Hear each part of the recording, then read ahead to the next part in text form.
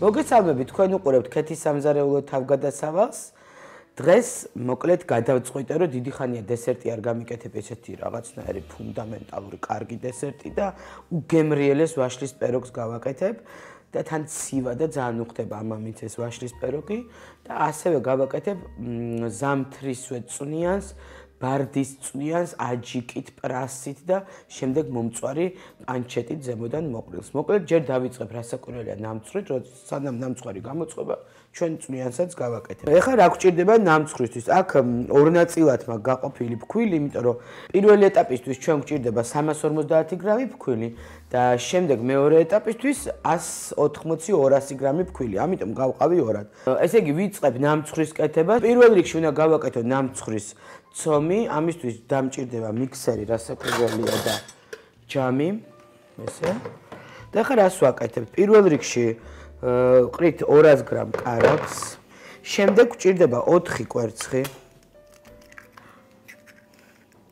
ესე 4 კვერცხი. და ახლა ვიწყებთ ნელ-ნელა ესე.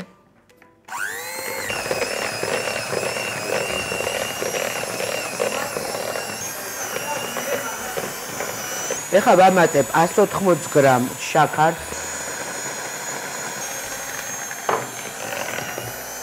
აი შეხედეთ ეხლა ამ მიქსერს რამოდენიმე სიჩქარე აქვს. არაჩვეულებრივი მიქსერია, ზეკოს და კიდე აქვს ტურბო.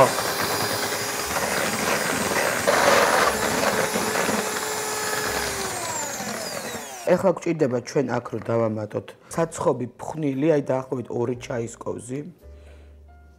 ასევე ვანილინის პაკეტი 1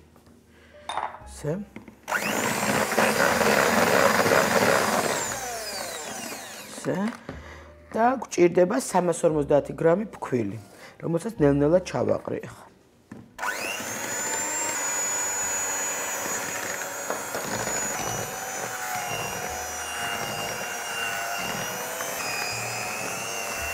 ეხლა გამოუცვლი ამას მე აი ამ ფეხებს და გავუკეთებ უფრო ცომის საზელ ფეხებს, რომელიც უფრო კარგად მოძველობს თემს.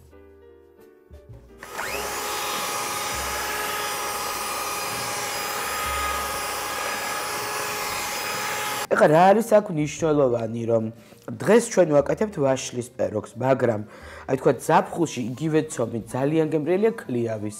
ასევე ძალიან კარგია ვაკეთებ ხოლმე ზაფხულში ალუბალი გარგრით და ატმით, არაჩვეულებრივია. მოკლედ ეს ცომი და შემდეგ რასაც ვაყრით ზემოდან, პრინციპში შეგიძლიათ სხვადასხვა ხილით გააკეთოთ. ეხლა ეს ცომი თითქმის მზად არის. ცოტა მოვასუფთავებ აქა. და რა შვები.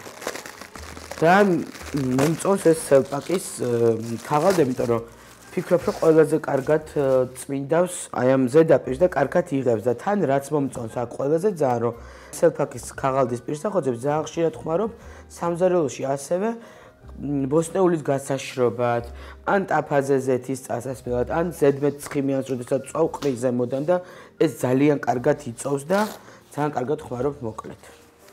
ეხლა უკვე ჩვენ ღუმელი გვჭირდება და რასაკვირველია ეს გამოსაცხობი ღუმელის ფორმა, რაშიც ჩავასხავთ ამ ჩვენ პეროგს აქა და აუცილებლად გვჭირდება ეს გამოსაცხობი ქაღალდი. აი ესე ვაფრენ ამ ქაღალდს. ესე. მე ცომს გავასწორებ ეხლა. უგემრიელესი ცომია და ეხლა აი როგორც ხედავთ, ეს ცომი გავასწორე ახლა ამ ქაღალდზე და ვიწყებ ახლა ვაშლებს დავადებ ზემოდან. დაახლოებით 1 კილო-კილონახევარი ვაშლი დაგჭირდება. მე ხმარობ მწვანე ვაშლს, რომელიც ცოტა უფრო მჟავეა, მე უფრო ესეთი მიყვარს. აი ეს ახლა დავაწყობ აი ამ მწვანე ვაშლებს. აი ესე მაქვს უკვე დაჭრილი.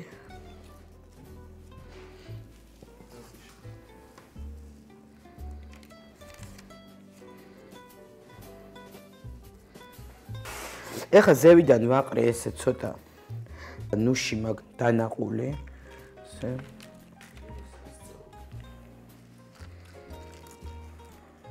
ვაყრი ყავისფერ შაქარს, რომელიც ძალიან უხდება ესე. ესე ვაყრი დარიჩინს, რომელიც მართლა ძალიან უხდება ვაშლს. ესე დარიჩინი და ასევე ვაყრი ვანილინს კიდე, იმიტომ რომ მართლა კაი გემოსაძლევს ძალიან და მე მომწონს. სადღაც 1.5 პაკეტს ვაყრი მე, ესე და ეხლა მჭირდება ისევ მიქსერი და უნდა გავაკეთო ზემოდან მოსაყრელი ამ აშრებს უნდა მოვაყარო კიდე ფხვიერი ესეთი ისევ მჭირდება 200 გრამი კარაქი ოთახის ტემპერატურაზე ასევე გამდნარი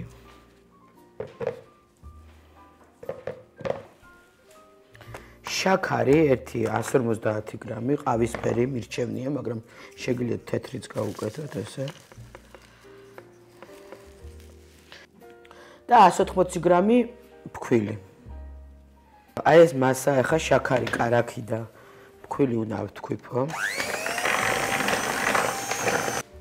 აი როგორც ხედავთ, აი ეს კარაქი და ფქვილი შაქარი იქცა ესეთ ფხვიერ მასად, რომელსაც ახლა მოვაყრი, მაგრამ სანამ მოვაყრი, მინდა რომ ცოტა ლიმონის ცედრა მოვაყარო.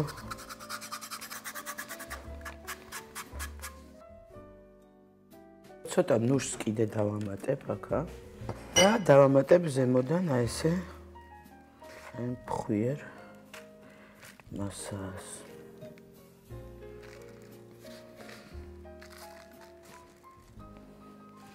აი ესე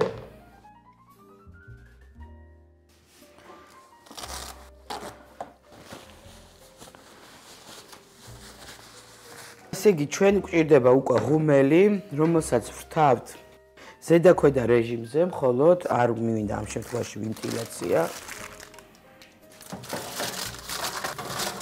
ესე. და ეხლა გვინდა ჩვენ 180 გრადუსზე. ესე. სადღაც 35-40 წუთი უნდა იდოს ღუმელში, მაგრამ თან აუცილებლად უნდა უყუროთ და სულ ვამოწმოთ. ეს ნამცხვარი იქნება სადღაც 35-40 წუთში, ამასობაში კი მე დავამზადებ ბარდის წვნიანს. ვარშის პიროგი ღუმელშია და გადავდივარ ბარდის წვნიანის კეთებაზე. ახლა როგორ ვაკეთებ ბარდის წვნიანს? მე დღეს ვიყენებ ბონდუელს, მოგეხსენებათ, ადრეც გავაკეთე ამითი და ძალიან გემრიელი გამოვიდა სხვათა შორის. კალმახი იყო აი ამ ბარდის შიგთავსით. დღეს გავაკეთებ გარეთ ცივა, რაღაცნაირი ამინდია და ესეთ კალორიულ სუპს გავაკეთებ, ბარდა იქნება, პრასი, პანჩეტა, პარმეზანი, ქართული აჯიკა და ნაღები. ეს ბონდუელი მოგეხსენებათ, რომ ფრანგული ბრენდია და პრინციპში ესეთ ტიპის წვნიანებისთვის, როგორც ბარდის წვნიანი, ან ამ ბარდის გამოყენება სხვა კერძებშიც ძალიან კაია და თავარი აქ რაც არის, რომ რაც თავარია ეს ბონდუელის ბოსტნეულიც და მოსავალი მოყავთ ეკოლოგიურად სუფთა ტერიტორიებზე და 4 საათში მოკრეფიდან არის უკვე აი ამ ქილებში და დიდხანს ინარჩუნებს თავის ვიტამინებს. აქ თან მით უმეტეს ბარდაში არის AC და B ჯგუფის ვიტამინები. მოკლედ გადავალ კეთებაზე ახლა. პირველ რიგში რას ვაკეთებ? გავახურებ ქურას და დავდებ ტაფას ქურაზე. დავჭრი პრასს, რომელიც უნდა მოითუშოს. არა აქვს მნიშვნელობა რა ზომად დაჭრით, იმიტომ რომ მე უნდა დაბლენდერდეს მაინც. როგორ მიყვარს პრასი და პრასის სუნი და ძალიან მომწონს წვნიანებში, იმიტომ რომ როდესაც ვაკეთებ პრასით, აღარც ხალხს ხმარობ და აღარც ნიორს, იმიტომ რომ აი ამაში ორივეს რაღაცა არომატები არის შიგნით. აი თვალებიც ამწვა ცოტათი და ნივრის სუნიც წამოვიდა.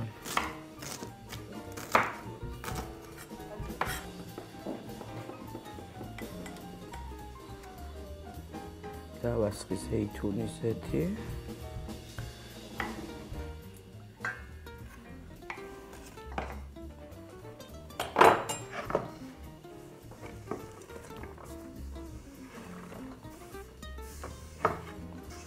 დავაყარე პრასი. ეხლა დავაყრი მარილს და პილპილს. ეხლა კიდე ამასობაში ესე წვრილად დავჭრი ეს პანჩეტას. ნაწილს ამასთან ერთად მოვთუშავ და ნაწილს შემდეგ უკვე როდესაც წვნიანი მზადდება ძალიან წვრილად დავჭრი და ისე შევწავ, რომ აი დაიბრაწოს და ზემოდან მოვაყრი წვნიანს.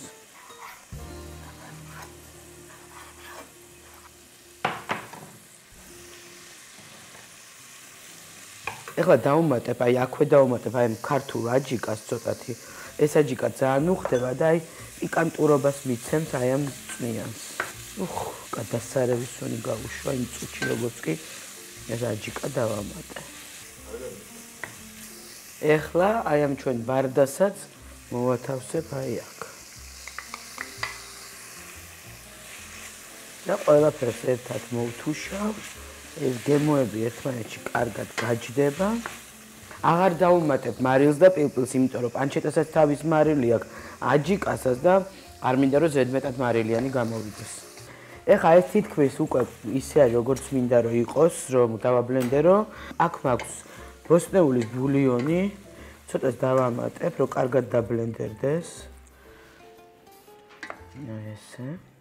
ამასობაში მომამზადებ ჩემ გადასარევ ბლენდერს. ესე, ხლა.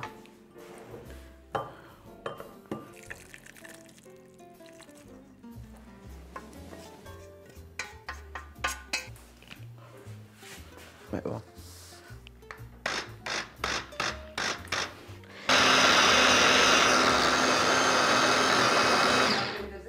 ეხლა აი ამ მასას გადმოვიდეთ ქვაფში.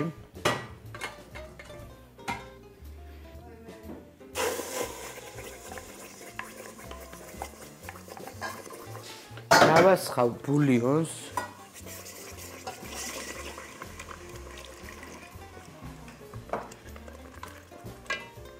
და დავუმატებ ცოტაოდენ ნაღებს.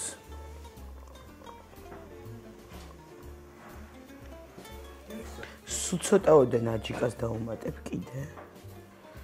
ეხლა წამოდუღდება ეს და ჩვენი წვნიანი მზად არის. უბრალოდ პატარა ტაფაზე ეხლა შევწოვ, გავამზადებ პანჩეტას, რომ ზემოდან მოვაყარო.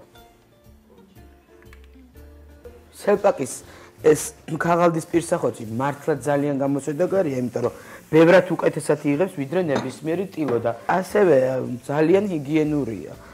ჩვენი წვნიანი მზად არის.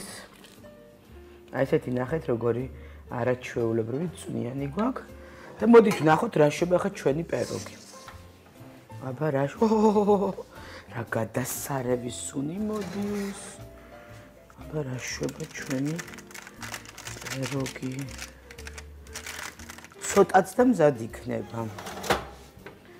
აი ესე სუნი კი მართლაც რაღაც შეუდარებელია. ესე იგი, წვნიანი მზად არის, ჩვენი ვაშლის ნამცხვარიც ალბათ 10-15 წუთში იქნება. ეხლა გავაკეთებ ბოლოს პანჩეტას, კარგად უნდა გახურდეს ტაფა. და შევწოვ, რომ დაიბრაწოს კარგად, რომ მოვაყარო ზემოდან წვნიანს.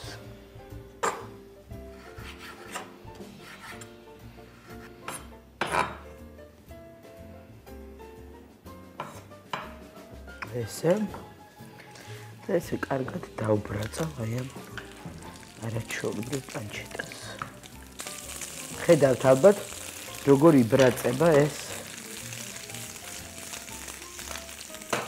და არაჩვეულებრივი სუნი დგას ჩემს სამზარეულოში.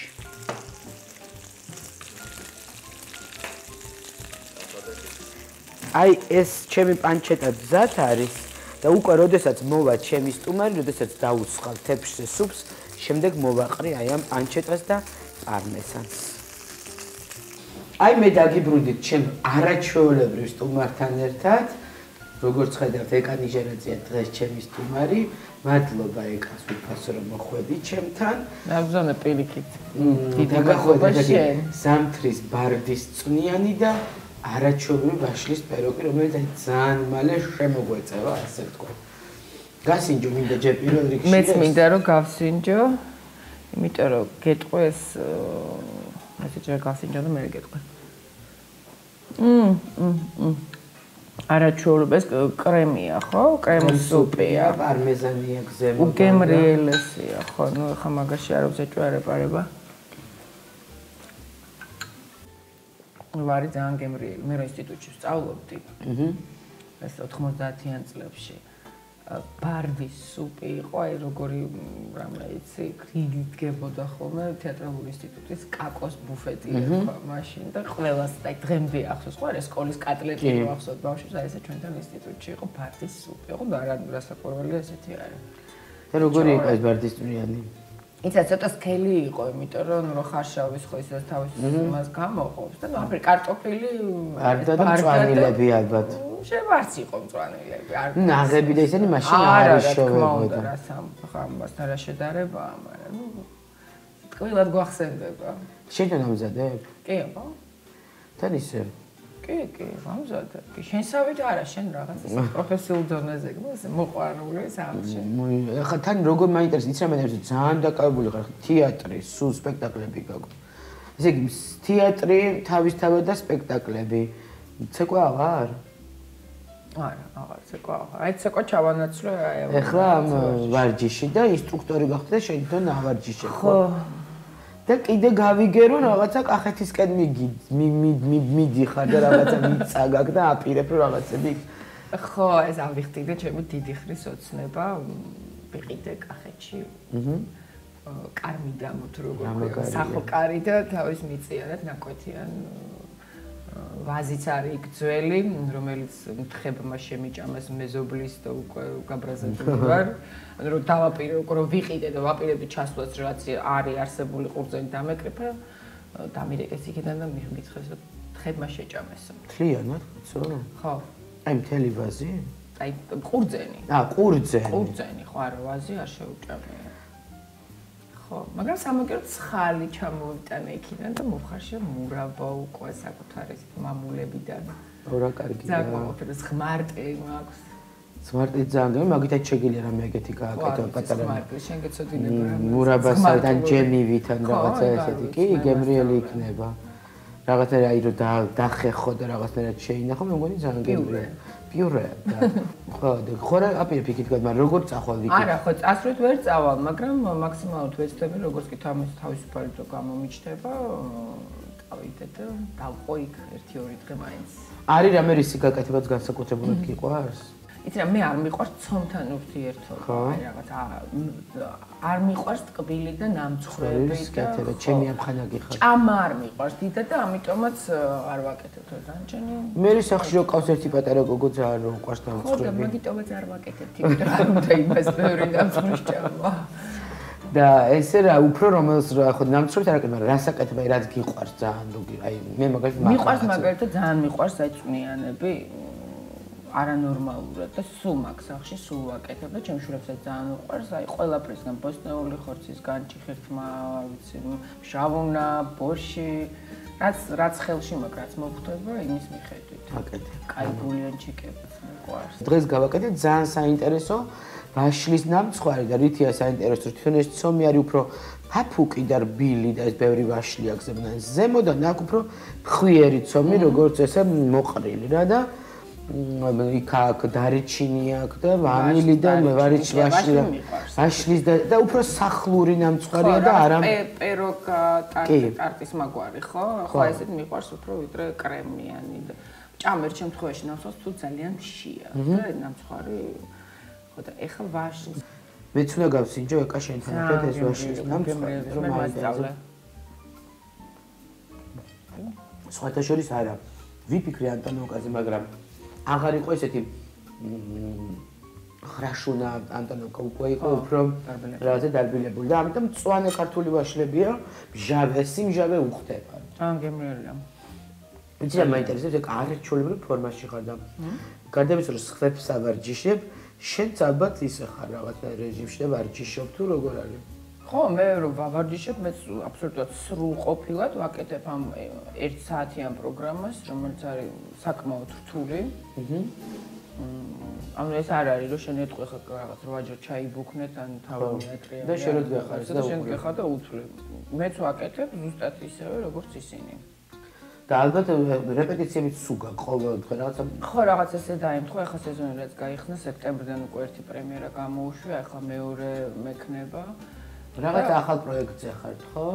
იცი რა პროექტია? ეს არის რაღაც იტალიელებთან ერთად ესეთი პროექტი, პროგრამა, აი ჩვენი თეატრის რეჟისორი ბატონ ლევან წულაძე დასული ბოლონიაში დგავს პირანდელოს და იქიდან არიან ჩამოსული იტალიელები დგავენ აქაც პირანდელოს სხვა პიესას რა თქმა უნდა საქართველოში და საინტერესოა ხო ძალიან საინტერესოა რეპეტიციები ძალიან საინტერესოა იმიტომ რომ რაღაც სხვა მეთოდი აქვს მუშაობის სხვანაირად გიხსნიან და ძალიან მომწონს მიუხედავად იმისა რომ ცოტა რთული გრაფიკი გვაქვს იმ მხრივ რომ 11-ზე ვიწყებთ და 5-ზე ვამთავრებთ ჩვენთან არ არის ეს ყოველდღე არ არის რეპეტიცია ჩვენთან არის 11-დან 2-მდე დაუშვათ მე რა შესვენება საღამო სპექტაკლები გვაქვს ან დაუშვათ უკვე პრემიერის წინ არის მაშინ საღამოსაც რეპეტიციები აი ამ რეჟიმით სანამ ხატენ ჩვენ მოგვიყვანეს 100-11 და 5-მდე მუშაობთ 15 კაცის გაჩერება იყო ცოტა რთული მაგრამ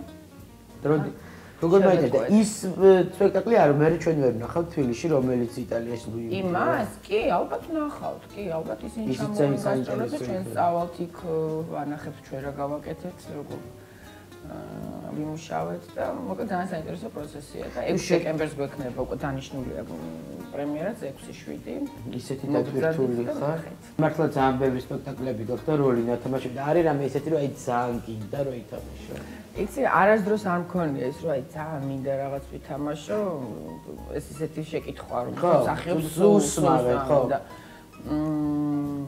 არ ვიცი ის არა მაქვს ახლა რაღაც ამოჩენებული აი ამას ვითამაშებდი თან ახლა ჯულიეტაზე ვეღარ ვიოცნებ ხო გასაგები მიზეზების გამო რა ასე უკვე ვიქით უნდა ვიყავ და იქნებ რამე ისეთი სხვანაირი დადგმა იყოს ანუ რაღაც რატომაც არა ხო არ ვიცი პრინციპი შეიძლება მაგრამ ნუ ჩემი ყველა როლი რაც არის ხო უნდა გიყვარდეს და უნდა გააკეთო და როგორც მე მიყვარს ყველა ჩემი კერძი აი აბსოლუტურად ეგრე შენი პროდუქცია რასაკვირველია და სხვათა შორის აი ხარო დაგის ეს კითხვა მითხრეთ ჩემთვის რომ აი რა არის ისეთი რისი გაკეთებაც მინდა და არ გამიკეთებ ვერ ვიტყვი ხა რომ რაღაცა მაქვს მაგრამ ესე იგი მე მაყურებელს ვეტყვი ესე რომ ჩვენი შვილები ძალიან ახლო მეგობრები არიან და აქ გვაქვს ხოლმე ბავშვებს მე ბავშვებს უნდა გავუკეთო ერთი დღე აუცილებლად ყველა რო ჩამოვლენ და შეიძლება ერთი დღე უნდა გავაკეთო გადაცემა ბავშვებისთვის ანუ ბავშვები არიან ძალიან დიდები არიან უკვე მაგრამ მაინც ხო უყვართ რაღაცა ბურგერი მოვლენ ხოლმე აქ დადგებიან ისე რას გავუკეთებ რაღაცა და ამიტომ ეს უნდა მოვიწვე და შენ უკეთებ ხოლმე ამ დათვებს სახში რაღაცებს ესე იცი რა მე ნუ ჩამოფრინდა აი ხა ზაფხულში აღარ მახსოვს მოკლედ ბიჭები დახვდნენ ყველანი და მოვედით სახში და ნუ მე ბუნებრივად დავახოდე საჭმელი რაღაცა გავდა ძალიან ხელავდი ზეზვა ნიკოს როგორ მოეწონებოდა ეგ ამბავე ფაქტიურად რაღაც ჟური კომისია მყავდა და ნუ ვიჯექი ესე და ველოდებოდი და შიოდა ყველას და ყველამ ჭამა და რო თქვეს განსაკუთრებით შენებმა რომ ძალიან გემრიელია ნუ ეს იყო აი ფაქტიურად ხუთიანი მივიღეთ და ეგენი ძალიან ისეთები არიან სხვა და მაგიტოვა ამბობ და მოეწონა თუ არის რამე ისეთი ადგილი სადაც ძალიან გიყვარს ან სადილობა ან ბავშვობა ან სახში უფრო გიყვარს თუ აი რამე ესეთი განსაკუთრებული ადგილი ხო არ გაქვს ადგილი მიცი რაღაც არაფერი არ მაგონდება кайხანი არსად არ ყოფილა მაგრამ საერთოდ მე იმდენად კარგი მჭამელი ვიყავ კარგი მჭამელი ვერ იტყვი შეიძლება მაგას საბედნიეროდ ფრანგულ სამზარეულოს ვანიჭებ მაინც უპირატესობას იმიტომ რომ მიყვარს